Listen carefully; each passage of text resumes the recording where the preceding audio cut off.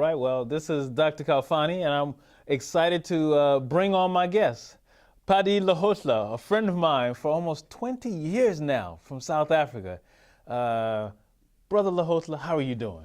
Great. And how are you, Khalfani? I'm great. When I think about the first time we met back at the Census Bureau in South Africa, and now here it is almost 20 years later, Statistics South Africa. How's it going? Well, there is a saying that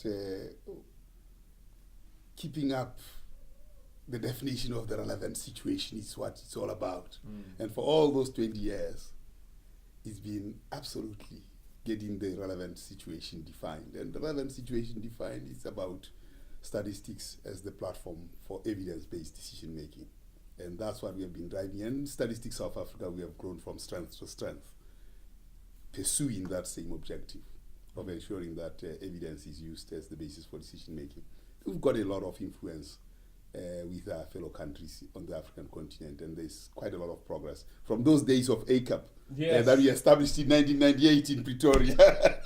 So now we are here with something called African Symposia for Statistical Development, and it's not only in South Africa, but the continent is setting ablaze with a drive towards this. Right, ACAP, the African Census Analysis Project. Something we worked on with Brother Tukufu Zuberi from University of Pennsylvania. And that's still, as an entity, still growing strong. It is. I mean, we still have we have the publication on the demography of South Africa. We are now publishing another series on the demography of South Africa. There's the series that we called after Robben Island for the South African context, and the demography of South Africa for the entire continent.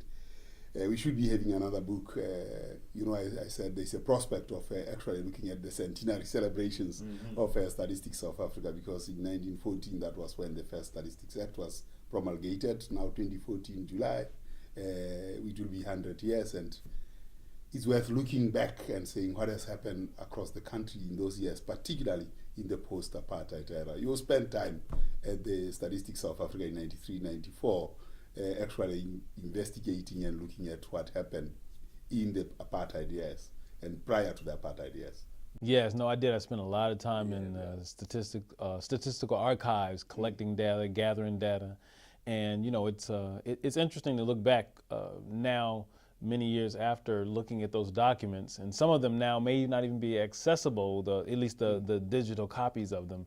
They were in such an old form of computer science, what was it, Epsididic, that some of that stuff was in. So that's some old records. When you look at the history of what you do, and you think back into being in Botswana, and now being at Statistics South Africa, how do you see the trend, not only the transitions, but the contrast for what you aim to do at that time and what you aim to do today? Well, my getting to Botswana was an accident. I mean, I was going to Botswana, running away from Lesotho. Africa is always having its interesting moments. Everyone runs away to be a refugee elsewhere. But for me, as I left Lesotho going to Botswana, I got a friend in Botswana who said, "No, stay here and you'll get a job." So I stayed and I got a job. So primarily from that accident of statistics, I went in Bob, and it was an environment that gave me an opportunity to put my teeth into the work that I do now. Paradoxically, those days it was a homeland and a pariah, but still it provided some opportunity to do things that you could do. Amongst those was my first experience on a census in '85 that I ran. And that particular census was very interesting in that, we used to work with South Africa. I mean, South Africa was balkanized into homelands and white South Africa. So in terms of plans, you had to plan jointly. So the very first meeting we had with them on the joint plan, I said, well, our questions are not compatible. So they told me that with your long questionnaire, we will not support you. I said, fine, I don't need your support. And then I got back to Bob, and we processed the data. And that gave us the leverage in '91 to run another census that was based on the same census prescripts of '85, which had a lot more to do with the development questions rather than what the apartheid South Africa was trying to inquire. And if you look at the questions that we are asking now, they are the same. There's very little difference between the 85 census questions of Bob and the 2001, 96 census, 2001 and 2011 questions. So to a large extent, I brought that base into the statistics office in the national office when post-apartheid. So however bad things might have been in Bob, it allowed an investment of sorts to germinate, and this is what we are doing now in the main office in South Africa. So what is the population in South Africa? I mean, give us a little bit of the kind of a demographic idea of where if people were to say, you know, people who have no idea about South Africa and they were to look at and think about what South Africa is population-wise, what would they see? Well, South Africa has gone through a lot of a rapid transition. I mean, it's a country, not the narrative that as you look at it through the censuses, it's actually a country in transition. Even if you were to go and look at the censuses of 1970, 80, 85, 91, 96, the most comprehensive census was the 96 census because it covered South Africa in its new form, and then the one in 2001 and 2011. From those censuses, then you've got a narrative of a country that is in transition and experiencing transition very rapidly. As of 96, there were 40 million people. 2001, there were 44. Now it's 51 million as of 2011. Well, race is still a very major component of our history. It defines us as a nation. Blacks are 80% of the population. Colors are about 10%, whites 9%, and Indians 2%. So that's the breakdown, the race classification of the country. In terms of incomes, white households, for a variety of reasons, including education, earn about 6 times what black households earn. But the incomes of blacks have risen quite rapidly from 1996 to 2011. But of course, from a very low base. That's what the situation is, particularly blacks and colored. Indians have caught up quite well with the white population group. Particularly, you see the difference in how they actually took up to education. You know, in 1948, when the Nats came to power, and I'm sure your research shows this, they got Verwoerd, Dr. Verwoerd, who became later the Prime Minister of South Africa. In 1953, September 17th, he said, what's the use of teaching a Bantu child mathematics when it can't use it in practice? And then he introduced Bantu education. And the Bantu education affected very, very effectively the blacks and the colors. So you can see the income disparities that we see today as a consequence of first the colonial years, 300 years of colonialism, and 50 years of apartheid and the Bantu education. And that scourge of Bantu education lives on because this thing has a tendency and very good propensity to self-create itself, to self-perpetuate. Right. Yes, produce and reproduce itself. So you see it very much in the data in the current South Africa. Well, that 300-year legacy, you know, almost 150 years of colonial rule by the British, another 100 and something year rule by the Dutch, and then, as you said, the Afrikaner population that ruled the country under apartheid for this length of time, brought about a type of education that was similar to slave education that in the Americas, right? So that by law, people of African descent here couldn't get an education, and so that imposition created a place where, you know, people wonder why we still need affirmative action, and you all had affirmative action. I wrote a book on that. That the whole process of that created these divisions, and the statistics bear out where and how those divisions play themselves out. Well, you see it in the data. I mean, it manifests itself, and that's why we have to retain race. Incidentally, I mean, not many people, or let me not say many people, there are questions around why do you still retain race as a category in your data 20 years into democracy. I say, well, the cleavages and the chasms that are caused by apartheid last much longer, and 20 years is too short a period of time not to look at race as a major factor of the kinds of problems that we see in South Africa. Despite, coverage in electricity has been absolutely dramatic, from 50% in 1996 to almost universal coverage, about upwards of 95% in 2011. Of course, that's electricity for lighting. For heating, people still revert to other sources of power.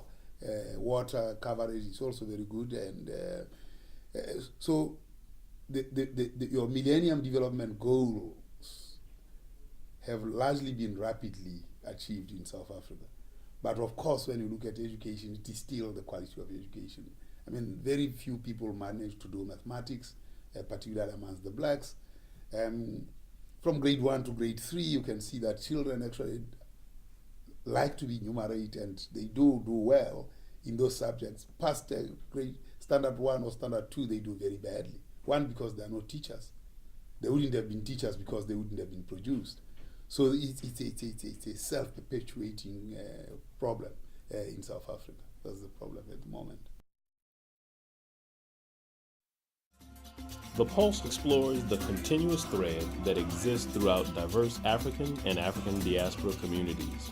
We will have personal interviews, demonstrations, and entertainment. The Pulse holistically and critically looks at economics, politics, education, art, sports, and health. Join us as we explore the connections between African Americans and African descendants from around the world on The Pulse. Oh, hey, bud. Where are you headed? Just gonna hang out. With Gary and Todd? Yeah? I've been meaning to ask you, is there any drinking going on in this crowd? No? If any of your buddies ever pressure you to take a drink, just tell them you promised your dad you wouldn't. I'd do anything to keep you safe. Okay, I will. I hope this is working. I promise. Love you too, Dad. They really do hear you. For tips on what to say, visit underagedrinking.samhsa.gov. I never thought I'd miss you half as much as I do. It must be love, love, love. It must be love, love, love. Nothing more, nothing less. Love is the best. It must be love. It must be hospice. A lot of times with numbers, and and both of us deal with statistics, what would you suggest is the challenge when you have disputes over numbers? So, because oftentimes you have people coming from either one side or another, and then you have this people who may not believe the numbers that the statistics office presents. We have that challenge here in the United States all the time. The Census Bureau comes up with numbers. Officially, the Congress and the Senate won't use the numbers, the adjustments for the undercount, and so therefore we have these numbers that people say, well, they don't represent us. And so how do you deal with that? Well, it's a very interesting problem. I'm sure it's a universal problem of how the numbers are used. We have a saying that like a drunken man who uses a lamppost for support, some people use statistics for that kind of situation instead of leaving the numbers to tell the truth, and then they can see how they can adjust and improve the policy. We do have some of those kinds of things in South Africa. Mostly amongst academia. We are having a very interesting debate with Professor Tom Moultrie and Rob Darrington about the numbers. This morning I was just reading one of the emails where we are going to have very fruitful engagement around this. The other people, not so much around the numbers, including the provinces, not so much around the numbers. There are no serious arguments about the numbers. However, where municipalities might have lost, or at least found that the numbers have reduced from where they were previously, that's where people say, but we thought that we are growing, and how can it be that we are not growing? If you look at South Africa, migration is very strong from more rural provinces into Gauteng. It used to be KwaZulu-Natal that was number one. Now it's Gauteng. And that area of Gauteng with the adjoining provinces are growing quite rapidly, and the Western Cape are growing rapidly. The rest of the provinces in terms of population numbers, not so much. But because the numbers are used for allocation of the fiscus, they are likely to be contested because they have an impact on the budget. Well, the 2011 census was well received quite extensively. In fact, we used different platforms, very, very modern platforms for delivery. And it coincides with what we call the National Planning Commission. The National Planning Commission has provided a plan. And the census actually gives fodder to the plan. It provides an arrangement for social engagement with everybody in the country talking about the numbers and the plan and what it is that should be achieved over a period of time using the numbers and the implications of the numbers on the plan. So I think the coincidence of the national plan as well as the numbers is so great that it has facilitated the process of dialogue in the country. Among schools, it's one of the things that we want to put across, among municipalities, that's what we want to put across amongst academia so that they can engage in this. And we see the beginnings of that from the census. So the census is being used. There's been less controversy on this one compared to 2001, but I say that there are controversies that arise mostly from the academia rather than from the public policy environment. So us professors still giving you a headache. Oh, probably always. Oh, goodness. Well, when I think about this also, I wanted to think about what brings you to the U.S. You're representing Statistics South Africa, the Statistician-General. How do what you do in South Africa relate to your counterparts here in the United States? Well, the United Nations Statistics Commission is one of the 10 professional commissions, and it's one of the oldest, established in 1947. After the United Nations was established, the League of Nations was replaced with the United Nations, UN, by the United Nations. And one of the commissions, which is very professional, is the Statistics Commission. The first task of the commission was to look at national accounts, because one of the things was, how do you measure the wealth of nations? So as a consequence, statistics came to being. So every 2 years or every then, this used to convene. Now we convene every year. So I've come to the United Nations Statistics Commission as a member, and I've chaired the commission over a period of time as well. But I also come as somebody who has worked on the continent of Africa for a long period of time. And Africa is making inroads into new knowledge creation as well as participating fully. One of the issues that we are talking about at ACAP in 1998 in Pretoria with yourselves and Tukufu and other Africans was the absence of use of census data, how little of that data is used. Secondly, how African countries don't actually undertake censuses. As I speak to you now, we are able to rally African countries in the 2010 round. Except for Somalia, all African countries will have run a census by the end of this 2010 round because of the energies that we have put behind this thing. Secondly, we are looking at civil registration and vital statistics as a source of information. One of the big things that is facing the globe today, and all countries and statistics communities, this big data concept. And it's one of the things that is seizing the brains of statisticians. Is it a threat? Is it a friend or a threat? Big data. How do we tame it, if we have to tame it at all? What happens post the big data debate between statisticians and the what do you call data scientists?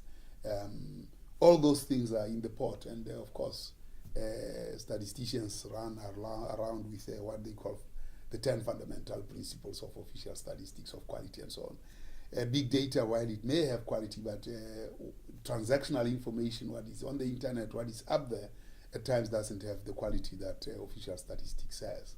And if, as a form of knowledge that is more epistemological, which is statistics, we need to actually attend to that, because it is that information that accounts for societal development. So this is what is bringing me to New York. The tradition of 1947 up to now, but looking at measurement and improving on the science of measurement of societies and see how with better statistics we can have better development outcomes. Yeah. And Rio plus 20 is one of those things that Right. Well, I'm glad it keeps bringing you back. We get a chance to connect. Indeed. And I look forward to coming back on that side. One of the things that was a driving force while I was in South Africa, especially when I lived there in '95, some young men pushed me to understand a concept called Ubuntu. And then Ubuntu swept across the country in terms of it being infused in everything and the logos and all kinds of things that we saw it. Maybe you could just tell us a little bit about Ubuntu and how and if that plays a part in the statistics as well. I think it does, because Ubuntu is more, it's about you are because I am, and I am because you are. So that's what ties us together. And in statistics, particularly censuses, when I know everybody, you count because I count. So it comes to that level of human relations, that you count because I count, and I count because you count. And in the census, the census is a finite and definitive expression of Ubuntu. Well, how do you use the data, having got it? Of course, to improve life, to improve neighborliness, and the like. And Ubuntu is a very strong concept in South Africa. It lives on. You could see it in the World Cup. You could see it in the African Cup of Nations more recently. South Africa say, yes, we'll step in when Libya cannot hold the African Cup of Nations, and we will do everything to make sure that whatever would have happened in Libya would even happen better in South Africa, in AFCON. That's what entrenches the concept of Ubuntu. It doesn't mean that there are no challenges. There are very, very serious challenges in South Africa of poverty, unemployment, and inequality that corrode the very spirit of Ubuntu. Well, I mean, that's a powerful thing. You hinted at it, this document that you want to work on, this book, looking at the trajectory from 1914 to 2014. How does that fit within the legacy of what you bring to the table for Statistics South Africa? It's a very difficult one. I mean, people want to forget the history of apartheid and probably don't want to be associated with what happened then. The problem is, as an incumbent of any office or any structure, you embrace the bad and the good. And that being so, you cannot run away from the bad. In fact, you have the power that you derive from understanding what was bad and differentiating it from what is good. It is that differentiation that makes for change and propels people to protect the change that is there. If you cannot know what was bad and you can only see what is good, you are less likely to protect what is good, because you do not know what bad can be and how bad it can be. So it's very, very important to take this long-range view of life from when it started in about 1914, the Statistics Office, in terms of even looking at apartheid itself. I mean, if you look at the blue book that is there, and how the census was run, the slaves, the blacks, the whites, the differentiation of what information was collected amongst blacks and what was collected amongst whites was an entrenchment of. So statistics was an instrument of discrimination, because it was not covering all people equally. And one of the key things now that we are exercising is the 10 fundamental principles, where everybody before statistics is equal. And I think that difference can be seen in the 20 years compared to the years prior, the years of apartheid. And of course, I worked in the homeland, which is a very interesting experience that I had that reflects the difference between then and now. I was a product, of course, of the apartheid system by virtue of working in an apartheid environment. Of course, I trained in Lesotho, and that's where I was born and bred, but I moved into South Africa and found myself right in the middle of of apartheid structures and working in the homeland. And now working at the helm in a statistics office. It's a very fulfilling. You can see the change. You can relate to it. If it doesn't get captured, then I would have been derelict of duty to provide for generations in South Africa the legacy that they well deserve from 1914 to 2014. I mean, South Africa is one of the countries that has the longest history of recorded statistics in whatever form. And I think that legacy is very, very important for the world. Mm-hmm. Well, I mean, I have a million other questions for you, but our time is limited. And I want to say, is there any closing words you'd like to say to the people out there? Well, Akil, I mean, let me close where I started on the question of the definition of the relevant situation. The search and the maintenance of the definition of the relevant situation will always cause our paths to cross. And this is what we are seeing today after all the 20 years in Africa, in Penn, and I hope that you'll participate in this book. Unfortunately, Liz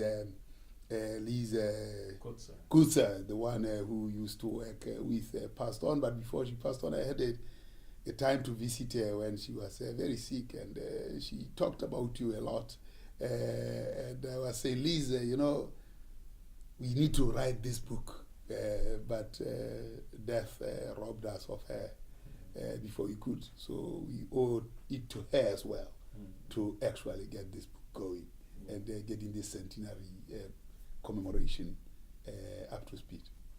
Well, you have my word. And I want to thank you very much for joining us, brother. Great. This is Dr. Khalfani. I'm here with my friend, Statistician-General for Statistics South Africa. We are here and we are taking it to the next level because we're on the pulse of what's going on in the African diaspora community. Peace.